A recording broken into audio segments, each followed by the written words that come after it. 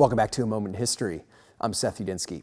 I'd like to explore a legendary battle with you from the Middle Ages, if you don't mind, one of my favorite topics. Relatively unknown, it pitted a crusader military order of knights against a small but mighty Eastern European Christian kingdom.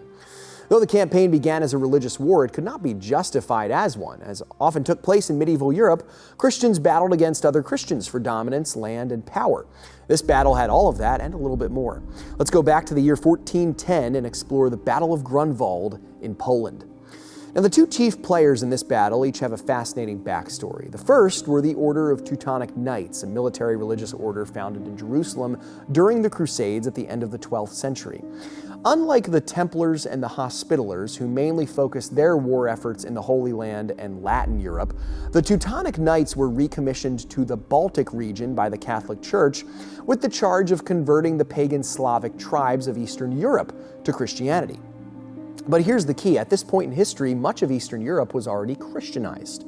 This is where we meet the second of the players in the Battle of Grunwald, the Polish kingdom.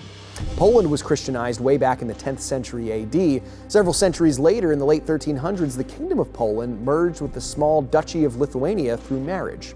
In 1409, the powerful Teutonic Order declared war on this kingdom, even though they were already Christian.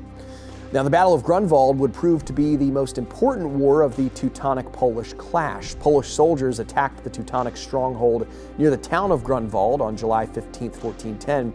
The Teutons were outnumbered but still entered the fray, believing their superior discipline and skill on the battlefield would be enough to overcome the Slavic tribesmen. Well, it was not. After a failed attempt to use a cannon against the Polish knights, remember gunpowder was very new at this time, and many cannons often misfired, backfired, or exploded in medieval warfare, the Teutons successfully charged the Poles, but were met with more manpower than they could handle. The Grand Master of the Order, a man by the name of Ulrich von Juggingen, was killed in the battle. Now, Grunwald is still remembered as a day of celebration for Poland and Lithuania. Meanwhile, Grunwald marked the beginning of the end for the Teutonic Knights, who would never again hold the power they once did in Eastern Europe. Thanks so much for joining me once again for A Moment in History.